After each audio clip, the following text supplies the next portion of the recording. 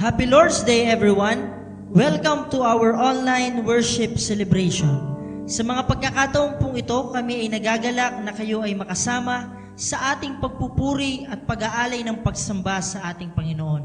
Tunay nga po na nararapat ang Diyos sa ating mga papuri at pagsamba, kaya sa mga pagkakataong ito, awitan po natin ang ating Diyos sa buhay.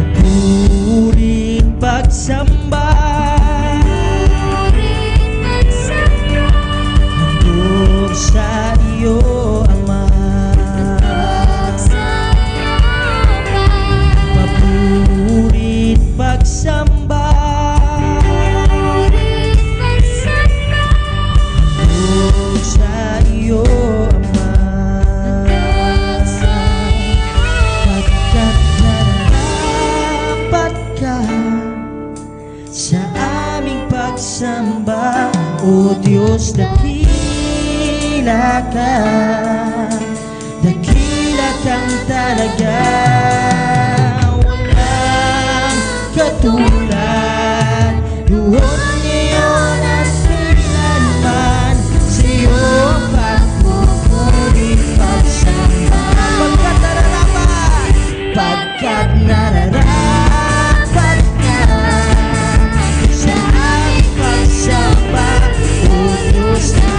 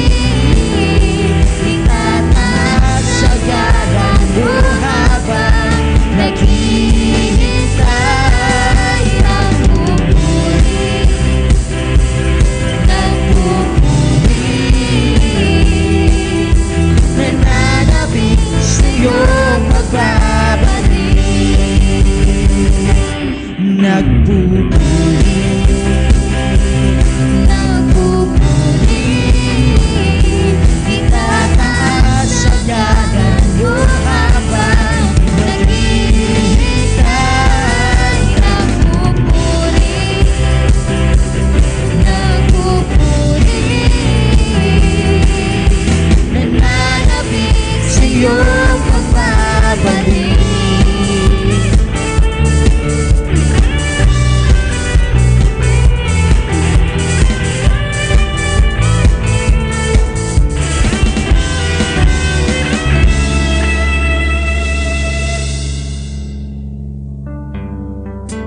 Amen. Tunay nga po na napakasarap magpuri sa ating Diyos. Hallelujah, Lord. Sa tuwing tayo po ay nag-aalay ng pagsamba sa ating Panginoon, nawa yung maging motibo natin ay yung katotohanan na tayo ay umaawit dahil nararapat ang Panginoon sa pagsamba natin. Hindi po dahil gusto natin o hindi dahil masaya tayo, kundi dahil nararapat ang Panginoon. Alam niyo po ang pinaka mainam na pagsamba na pwede nating ialay sa Diyos ay yung pagsamba sa mga panahon na tayo po ay nabibigatan at tayo po ay nasasaktan.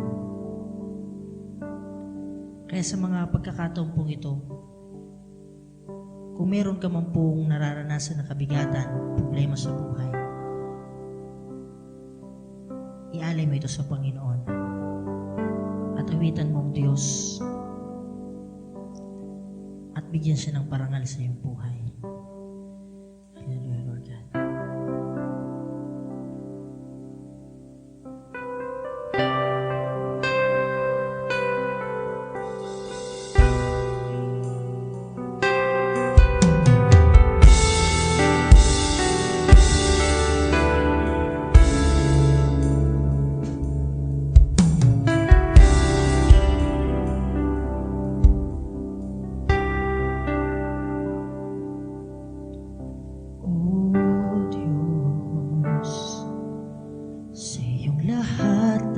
Pagsamba't luwalhati,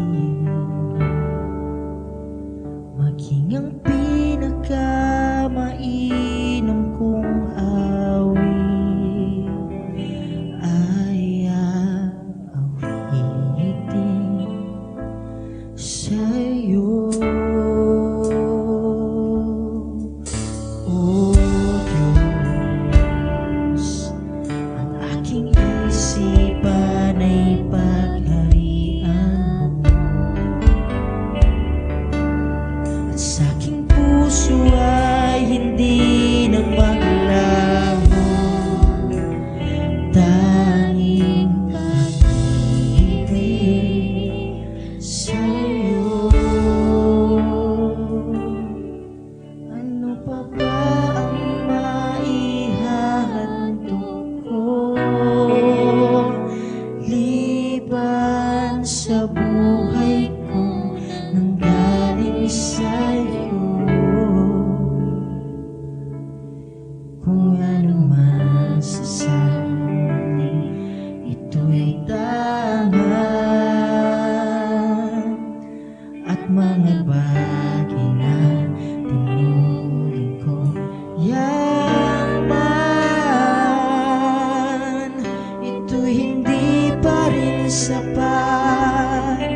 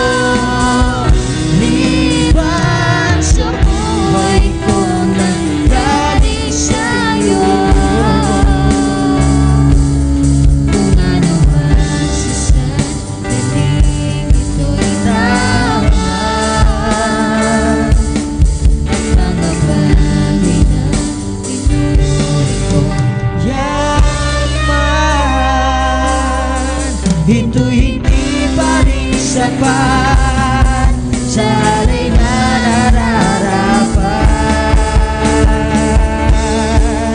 Lahat ng papuri at pagluwalhati alay sa iyo, O Diyos.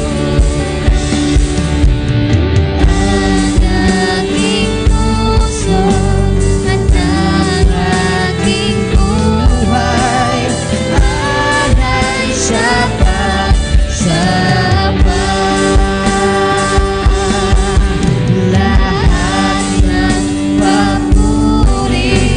at pagluwalhati alay sa iyo, O Diyos. Ang aking puso at ang aking buhay alay sa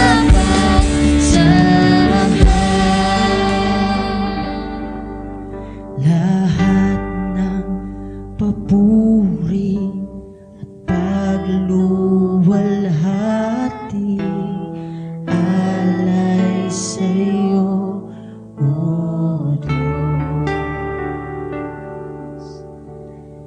Ang aking puso, ang aking buhay alay sa pagsamba. Alay sa pagsamba.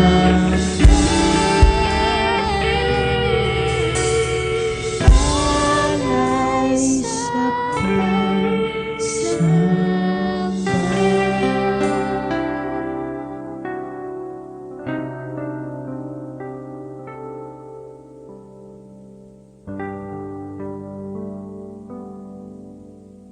You are welcome to send your tithes and offering and your seed to the man of God.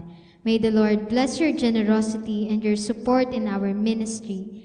Kindly send your seeds and your tithes into this GCash account number 0912-7327627. God bless you bountifully.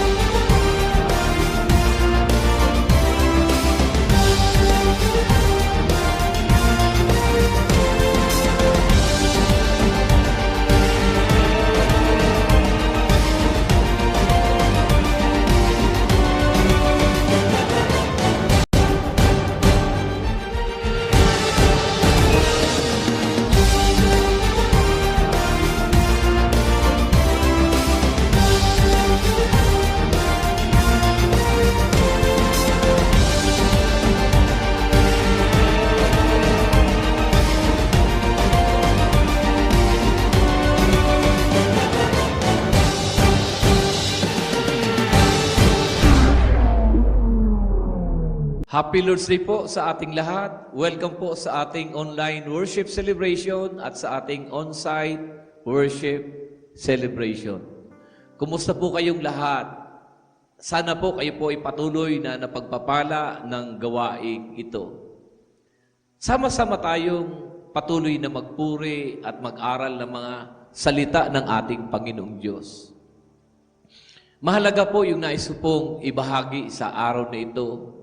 At nawa ito ay ating magampanan bilang mga Kristiyano at mananampalataya ni Kristo. My topic today is entitled, One Person, One Invite. One Soul Can Change Eternity. Ulitin ko po ang aking topic ngayon. One Person, One Invite. One soul can change eternity. In John chapter 1, verse 41 to 42, ito po yung sabi sa Bible. The first thing Andrew did was to find his brother Simon and tell him, "We have found the Messiah, that is the Christ." And he brought him to Jesus. Yung unang ginawa ni Andres nang maengkwentro niya ang Panginoon ay hanapin ang kanyang kapatid na si Simon Pedro. At ang sabi niya sa kanyang kapatid, natagpuan namin ang Mesiyas. Tara, sama ka sa akin. At dinala niya si Simon sa Panginoon. Natatanong mo rin ba sa sarili mo yung ganito? Lord, paano kita mapapasaya? Paano ko mapapasaya ang langit? Lord, paano ako makakatulong sa paglago ng aming simbahan? Paano ako magiging bahagi ng Great Commission kung simpleng Kristiyano lang ako?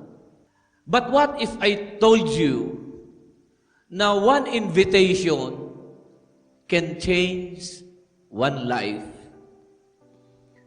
Sa isang simpleng imbitasyon ay pwedeng magbago ang buhay ng isang tao.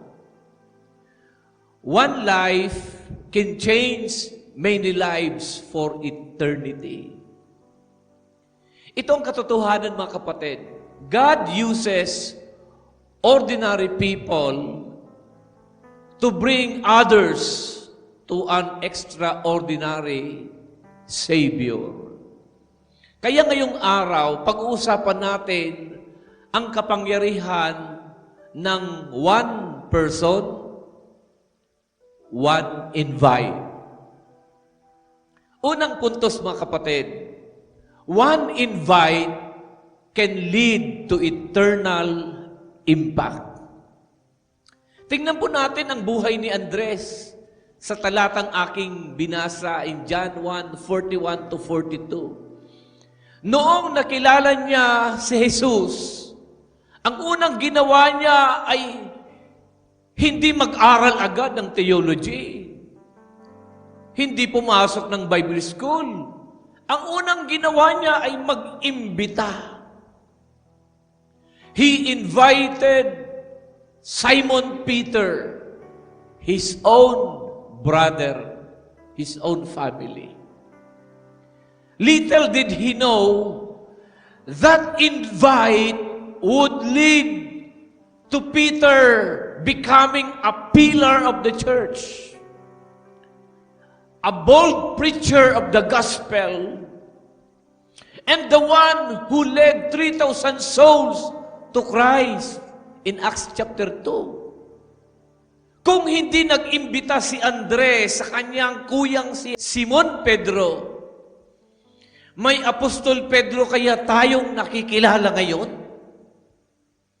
Mga kapatid, isang imbitasyon lang, pero yung epekto panghabang buhay. Sinong mag-akala na si Simon Pedro ay magiging isang dakilang apostol ng Panginoon na nagdala ng maraming tao sa pananampalataya kay Kristo?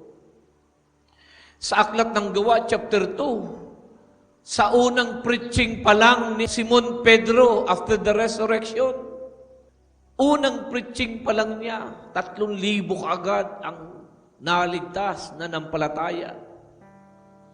E paano kung si Simon Pedro hindi naimbitahan?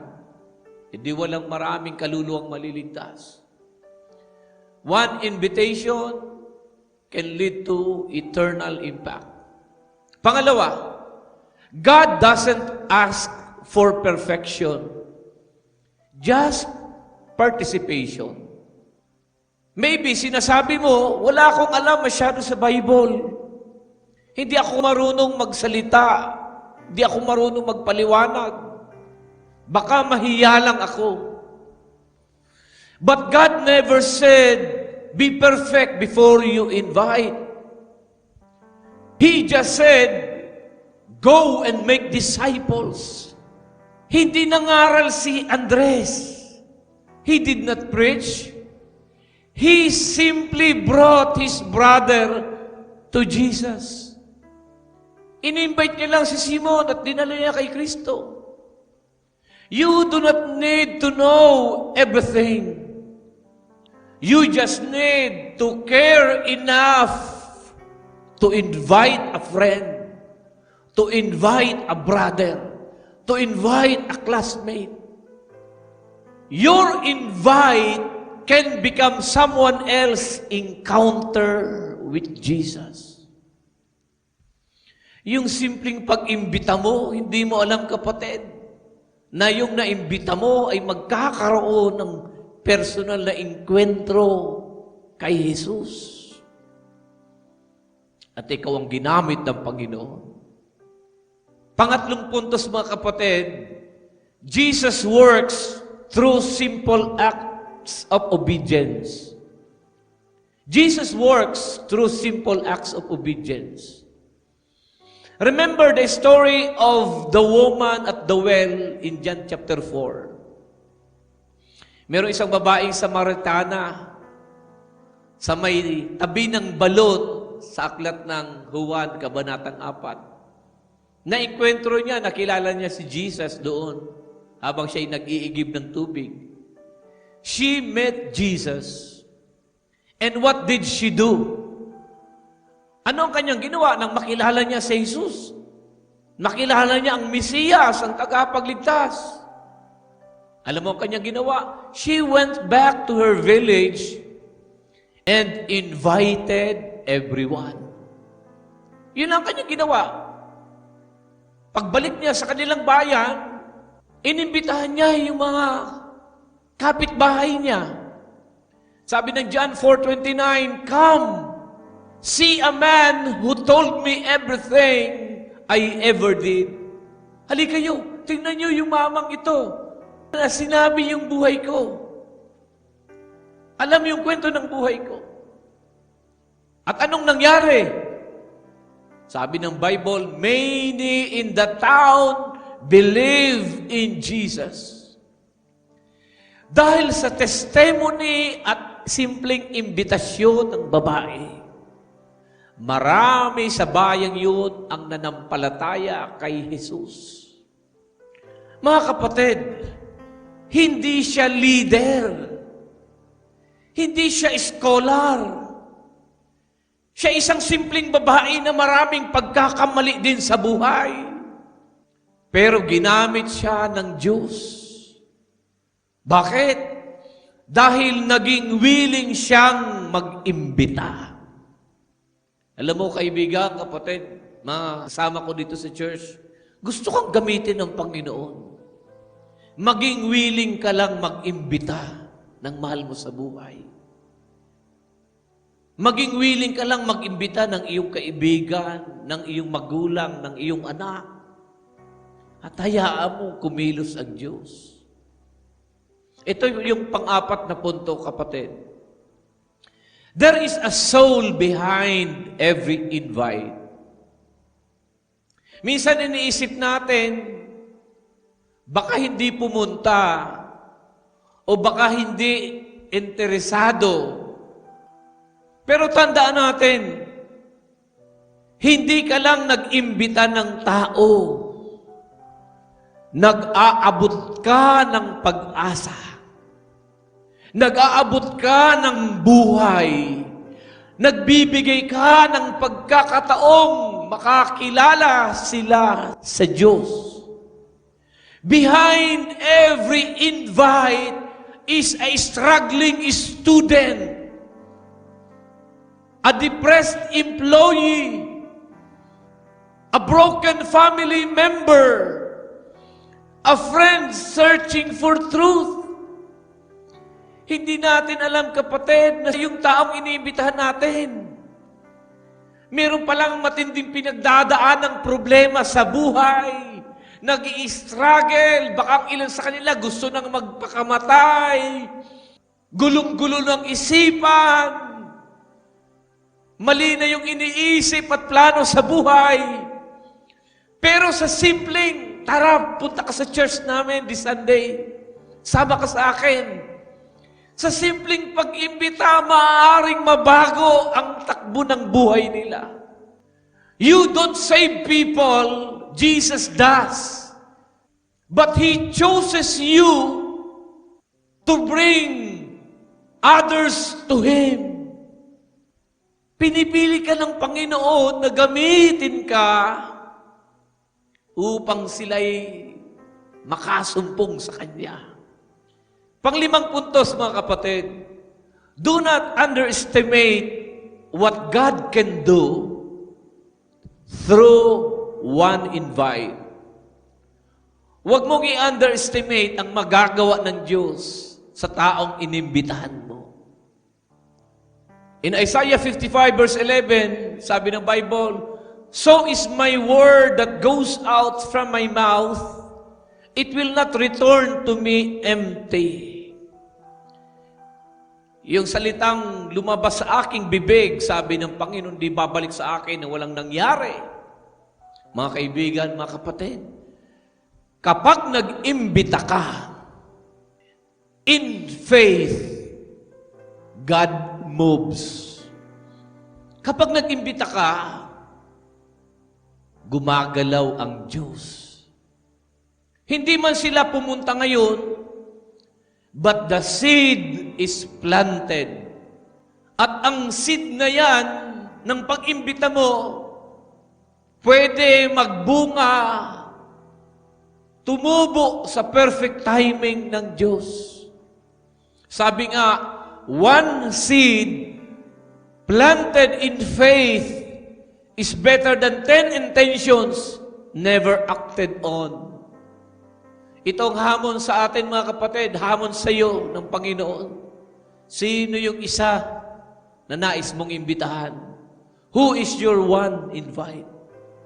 Tanungin mo ang sarili mo. Sino ang pwede kong imbitahan sa church? Sino ang pwede kong imbitahan sa aming cell group? Sa aming youth fellowship? Sa aming Bible study? Sino ang aking iimbitahan sa aming church celebration?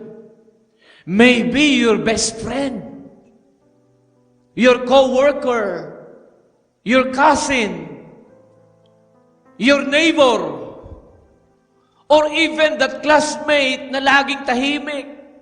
Sino sila, kapatid? Inaantay ka lang na anyayahan mo sila. Write their name and pray for them. Seryosohin natin, kapatid. Lista mo ang kanilang pangalan, ipanalangin mo sila, at aksyonan mo, imbitahan mo sila. Invite them. Because your courage could become the turning point of their eternity. Let's make it personal sa ating panganalangin. Sabi mo sa Panginoon, Lord, give me boldness. Give me love. Give me one person I can invite to you. Use my words, my life, and my heart. Even if I feel weak, I know you are strong. And I say yes to being a bringer of hope, a bringer of light, and a bringer of you. Amen. Mga kaibigan, sa aking pagtatapos, ulitin ko, one person, one invite. Sa dami natin, sa ating church, isa lang. That one person, it means one eternity changed. Hindi mo kailangang mag-preach sa stage para magamit ng Diyos. Sometimes, all it takes is a coffee, a conversation, and a courageous invitation. Maging kagaya ka ni Andres ngayon. Be the Andrew. Maging kagaya ka ng babae doon sa balon. Be at the woman at the well. Be the friend that did not stay silent. Huwag ka lang manahimik dyan sa isang tabi. Your invite could be someone's encounter with Jesus. Will you take that step? Mga kaibigan, mga kapatid, sa simbahang ito, sana lahat tayo ay nag-iimbita. Sabi mo nga, sa kaliwat kanan, sa katabi mo, unahan, likuran, kaliwat kanan, sabihin mo, mag-iimbita tayo. Sabihin mo, mag-iimbita tayo, mag-iimbita ako, mag-iimbita tayo. Hayaan nating malugod at sumaya ang langit sa gagawin nating pag-iimbita. Let us make heavens rejoice as we invite our friends, our classmates, our families. Hayaan natin, kapatid, na ang Diyos ay malugod sa ginagawa po natin. Na tayo ay mga Great Commission believers. Ginagawa natin ang utos ng Panginoon to win souls and make disciples. The Lord bless us, the Lord bless us. Palapakan natin ang Panginoon. Magsitayo, itaas ang mga kamay, at ako'y nagdideklara. Ang kapayapaan ng Panginoon ay sumaating lahat, ang panatag na puso, ang matiwasay na pag-iisip, ang masayang kalooban at malakas sa pangangatawan, ang pinagpalang buhay at kabuhayan ay dumali sa iyo at sa iyong sambahayan. Pagpalain ka ng Panginoon sa isang buong linggong darating, at ang kapayapaan niya maghari sa atin. Tanggapin natin lahat ito sa pangalan ng Ama, ng Anak, at ng Espiritu Santo. Lahat ay magsabi ng Amen. Palapakan natin ating Panginoon. One person, one invite. Pakilalin niyo po sa akin. Taas natin si Lord sa buhay ng mga taong ito. God bless you. God bless you.